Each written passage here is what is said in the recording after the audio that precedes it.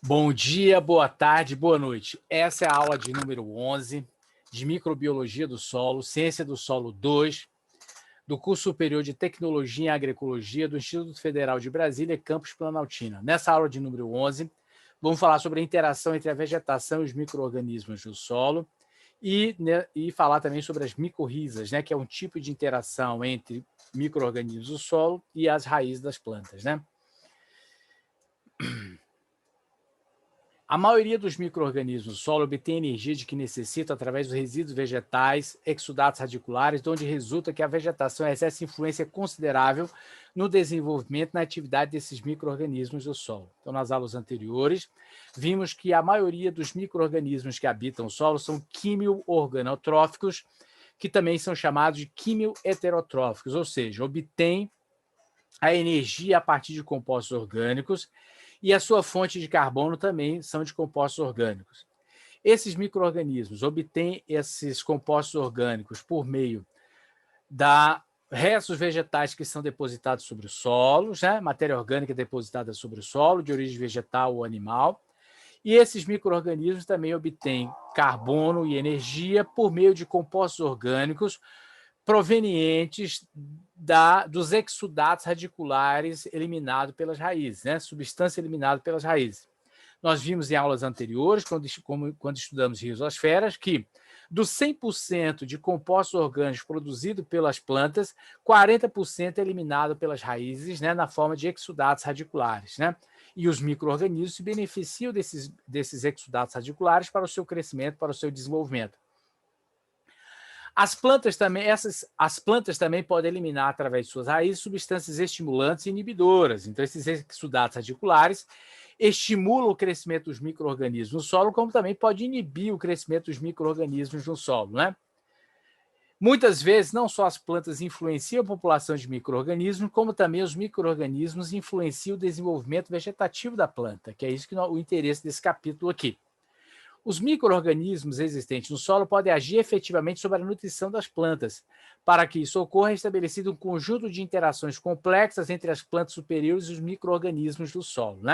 Então, os micro-organismos podem beneficiar as plantas no sentido que elas possam favorecer a absorção de nutrientes para as plantas.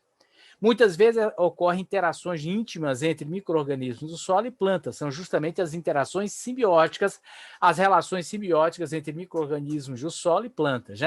Nessas relações simbióticas, ambos os organismos se beneficiam. Portanto, dentre as interações entre micro-organismos e plantas, existe a simbiose. A simbiose é a associação de dois ou mais organismos, resultando em benefício mútuo e obrigatório. A simbiose mutualística é a interação íntima, morfológica e fisiológica entre duas populações ocorrendo benefício mútuo. Então, a simbiose mutualística, chamada de simbiose mutualística, é quando ocorre a relação entre dois organismos se beneficiam dessas relações, mas que, no entanto, tem que ocorrer modificações morfológicas e fisiológicas na estrutura. No caso aqui, a gente está falando de interação simbiótica entre micro-organismos e planta, modificações na estrutura morfológica e fisiológica, tanto dos micro-organismos como das plantas, sobretudo das suas raízes. As interações simbióticas mais importantes são as micorrizas e a fixação biológica do nitrogênio. Neste capítulo, vamos falar de micorrizas e, na outra aula, vamos falar da fixação biológica do nitrogênio. O que são micorrizas? Micorrizas são a associação entre fungos do solo e as raízes. Esses fungos podem penetrar as raízes externamente, como intercelularmente, entre as células, assim como os fungos podem penetrar no interior das células e se estender a partir das células ali, as suas hifas e os seus micélios.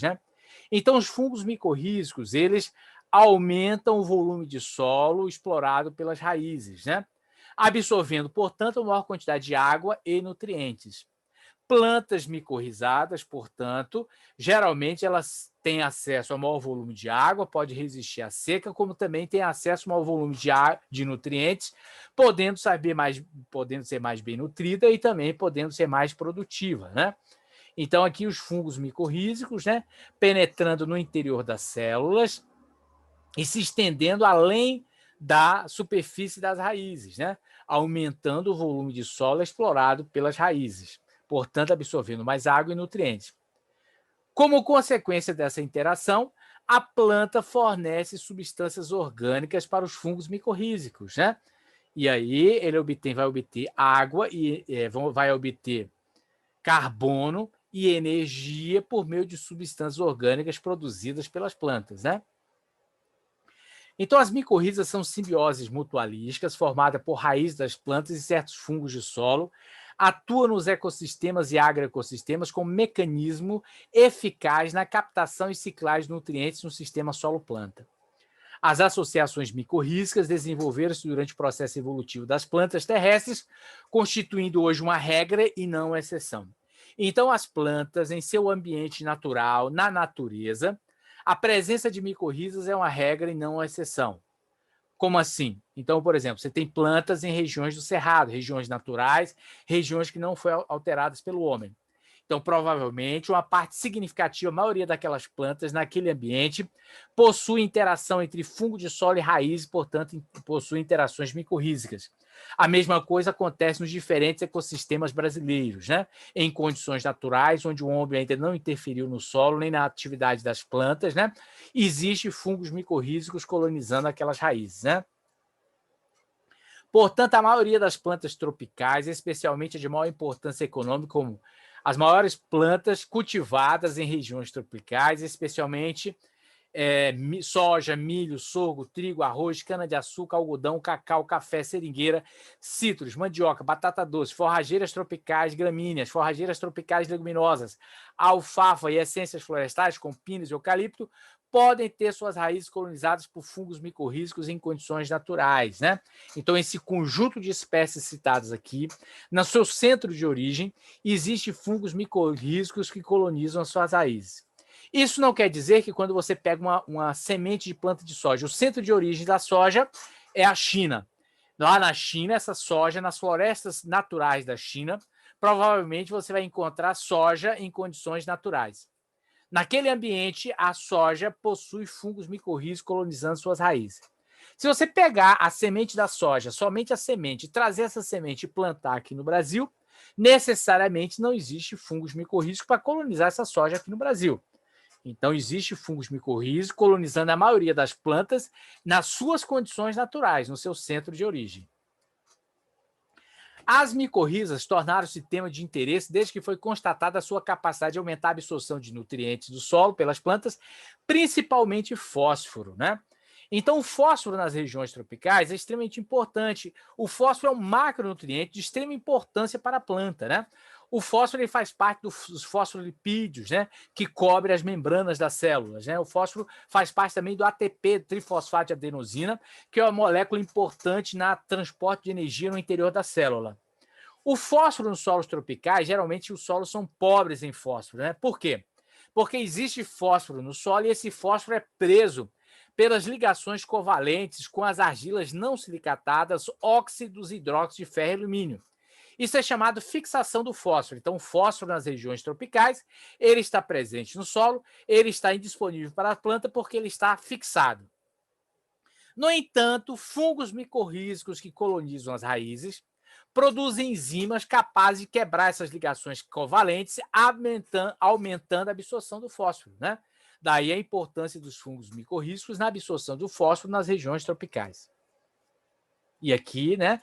Aqui exatamente mostrando aqui o fungo micorrízico, aqui a estrutura do fungo micorrízico e aqui no interior desse fungo micorrízico a presença de moléculas de fósforo, né? As micorrizas não aumentam o teor de nutrientes no solo, mas permitem que a planta explore melhor as suas reservas, ou seja, as reservas de nutrientes presentes no solo. As plantas, em troca, fornecem aos fungos substrato energético, substâncias orgânicas, no qual os fungos vão utilizar essas substâncias orgânicas para a produção de energia como fonte de carbono. Além do aspecto nutricional, as pesquisas têm mostrado também que a micorriza pode aumentar a resistência das plantas em períodos de seca e no transplantio de mudas, assim como de exercer um controle biológico no caso de ataque das raízes das plantas por micro-organismos fitopatogênicos, né?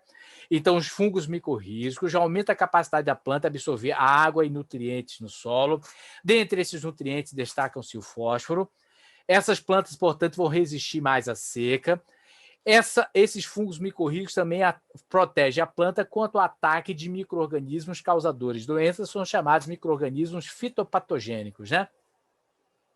Classificação das micorrizas. Tradicionalmente, duas classes de micorrizas são reconhecidas, as ectomicorrizas e as endomicorrizas.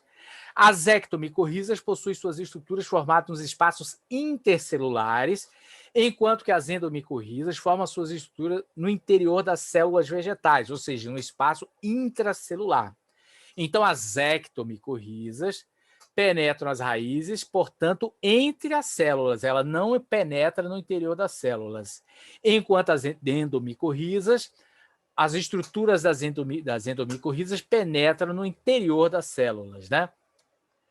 Aqui mostrando justamente essa estrutura, as ectomicorrizas, colonizando o conjunto de hifas, formando um manto, colonizando a superfície externa da raiz, né, a epiderme, e os fungos micorrízicos penetrando as células do córtex apenas intercelularmente.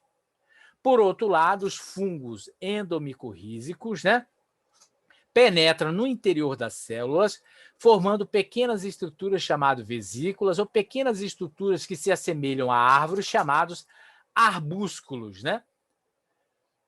E as hifas se estendem além das raízes, além das células das raízes, né?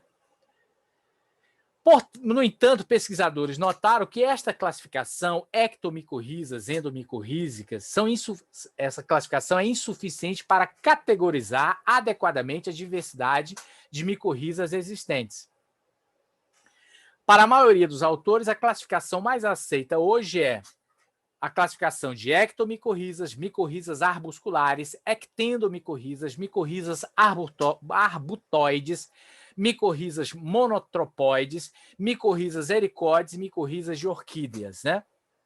As micorrizas arbusculares, as ectomicorrizas, são as mais abundantes e bem distribuídas ao redor do globo, ao redor do planeta Terra, né?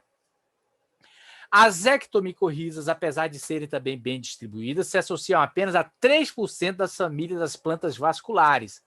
Os fungos capazes de estabelecer este tipo de interação são pertencentes aos filos Ascomicota e Basidiomicota, né? Os fungos micorrízicos arbusculares são pertencentes ao filo Glomeromicota e as micorrizas arbusculares são encontradas em aproximadamente 85% de todas as famílias de angiospermas, né? Então, as micorrizas arbusculares, elas são bastante abundantes, né? Ectomicorrizas. As ectomicorrizas caracterizam-se como uma associação em que os fungos crescem como um manto na superfície das raízes e penetram o córtex intercelularmente, formando uma malha fúngica, né? Então, os fungos ectomicorrízicos formam uma malha fúngica, formando um manto de hifas aqui na superfície, né? Formando essa estrutura, e os fungos penetram intercelularmente, e depois você tem micélios que se estendem além da manta hifal, favorecendo a absorção de água e nutrientes, né? Então, aqui os fungos ectomicorrízicos, em algumas espécies de plantas, eles podem ser visíveis a olho nu, né? Podem ser visíveis. Mostrando aqui mais uma vez. Então, o conjunto de fungos, né? De fungos micorrízicos, as hifas crescem, né? Os micélios crescem, formando esse micélio, o conjunto de hifas o conjunto de micélios é chamado de hifas, penetram no córtex celular entre as células, né? Aqui, ó, manta de hifas e o micélio se formando intercelularmente, né? Então, esses filamentos penetrando entre as células, né? Um conjunto grande de micélios formam as hifas, né?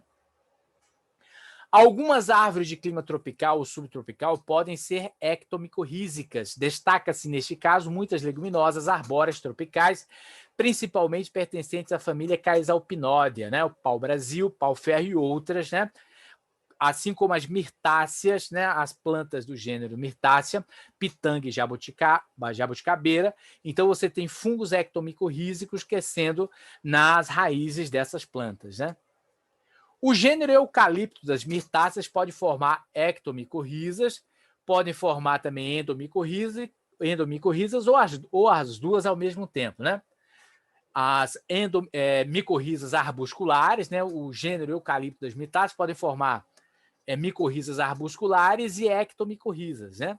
Algumas espécies florestais de clima temperado, como pinos, foram introduzidas para reflorestamento em regiões de clima tropical e subtropical, e junto também foram introduzidas várias espécies de fungos ectomicorrízicos, hoje comumente encontrados em plantas nessas regiões, né? Os fungos ectomicorrízicos são essenciais para o crescimento e desenvolvimento de algumas espécies arbóreas e, consequentemente, para o aumento de produtividade das essências florestais.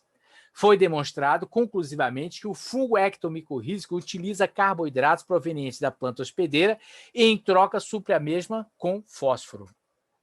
Além de sua participação na absorção de nutrientes, os fungos ectomicorrízicos protegem as raízes das plantas contra o ataque de micro-organismos patogênicos, tanto fisicamente pela presença da vasta manta hifal que envolve as raízes, como biologicamente pela formação de uma micorrizosfera antagônica aos patógenos através da formação de antibióticos, né? Então, os fungos ectomicorrízicos protegem a planta fisicamente contra o ataque de micro-organismos, né, por formar uma barreira de uma manta hifal, como também protege os fungos micorrízicos contra o ataque de bactérias, porque produzem substâncias antibióticas, né?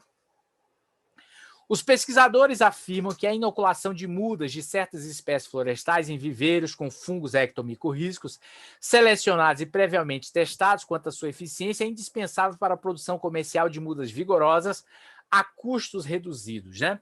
Então, os fungos ectomicorrízicos produzem estruturas. Essas estruturas elas são captadas na natureza, né? Restos de solo, serrapilheira são captados na natureza, são levados para os viveiros de produção de mudas.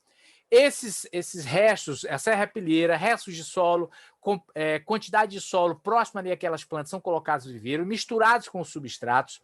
Esses substratos são colocados dentro de saquinhos, dentro de tubetes. Isso é chamado de inoculação. Coloca a semente dentro do saquinho, dentro do tubete. Quando a semente começa a crescer e se desenvolver, o fungo micorrízico ali presente, ali inoculado, vai colonizar as raízes. Então, isso é chamado de inoculação das mudas de algumas espécies arbustivas e arbóreas, né? O estabelecimento e o funcionamento da ectomicorriza pode ser afetado por vários fatores: tipo e densidade do inóculo, método de inoculação, espécies de plantas hospedeiras de fungos ectomicorrízicos, condições de solo como acidez, umidade, disponibilidade de nutrientes, como, por exemplo, o fósforo, né? Agora nós temos as micorrizas arbusculares. As micorrizas arbusculares são caracterizadas pela penetração intracelular das células do hospedeiro, né? Então, os fungos, as micorrizas arbusculares, penetram no interior das células, né? Essas estruturas podem formar estruturas como vesícula e arbúsculos, né? Arbúsculos são estruturas parecidas com árvores muito pequenas, né? E esses fungos micorrízicos, por meio por meio dos micélios, se estende além das raízes, absorvendo água e nutrientes para essas plantas, né? Por outro lado, esses fungos micorrízicos se beneficiam pela produção de substâncias ricas em carbono, né? Aqui, justamente, os arbúsculos, né? Estruturas que se formam no interior da célula, que parecem pequenas árvores, né? Por isso são chamados de arbúsculos, arbúsculos minúsculos, né? As micorrizas arbusculares apresentam uma distribuição geográfica e vegetal mais ampla que as ectomicorrízicas, né? 85% das espécies vasculares no planeta Terra pode ser colonizada por fungos, por micorrizas arbusculares, né? Então, os fungos responsáveis por esse tipo de associação ocorrem na maioria dos solos, tendo sido observados em plantas desde as regiões árticas até aos trópicos, e colonizam as raízes da maioria das plantas nativas e cultivadas, anuais e perenes, incluindo as de maior interesse econômico, como milho, soja, trigo, citros, café, cacau e outras, né? As micorrizas arbusculares são predominantes no reino vegetal, ocorrendo na maioria das plantas. Sua predominância e sua influência no crescimento das plantas tornaram-nas potencialmente importantes do ponto de vista ecológico e econômico, né? Então, as micorrizas arbusculares são importantes do ponto de vista ecológico e do ponto de vista econômico, né? Os fungos causadores das micorrizas arbusculares são simbiontes obrigatórios, dependendo totalmente da planta hospedeira para sua sobrevivência através de um fluxo de carboidratos da planta para o fungo. Então, olha só, os fungos micorrízicos arbusculares, eles não conseguem sobreviver sozinhos no solo. Para eles crescerem, para obter energia, para obter fontes de carbono, eles precisam das plantas, né? Portanto, eles são chamados de simbiontes obrigatórios. Os fungos micorrízicos arbusculares colonizam extensivamente as raízes das plantas e formam, através das hifas, uma espécie de conexão entre a raiz e o solo. Este tipo de micorriza não induz alterações morfológicas visíveis a olho nu.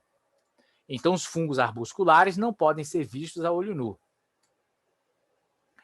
O estabelecimento e funcionamento das micorrizas arbusculares pode ser afetado por diferentes fatores. Fatores químicos, físicos, biológicos de manejo do solo. Fatores químicos, como a acidez, fertilidade do solo, como o fósforo disponível. Fatores físicos, umidade do solo. Fatores biológicos, né? Fatores físicos também, compactação do solo, né? Densidade do solo. Fatores biológicos, como a natureza da planta hospedeira e da espécie de fungo endomicorrízico, os fungos micorrízicos arbusculares, né? Assim como a presença de outros micro-organismos do solo, necessidade nutricional da planta, a geometria de suas raízes. Esses fungos também, o crescimento e desenvolvimento deles no solo depende do manejo do solo, como utilização de adubos verdes, fonte de matéria orgânica, prática de rotação de culturas, uso de defensivos agrícolas, né? Também interfere na presença desses fungos das micorrizas arbusculares, fungos micorrízicos arbusculares. Há indício de que os fungos micorrízicos arbusculares podem mudar as condições hormonais das plantas, podendo afetar a absorção de água e nutrientes pelas mesmas, né? A obrigatoriedade dos fungos micorrízicos arbusculares, as células vivas do hospedeiro, dificulta sua multiplicação em massa, por isso a produção de inoculantes desses fungos em meios artificiais é limitada, né? Então, os fungos micorrízicos arbusculares, eles são simbiontes obrigatórios.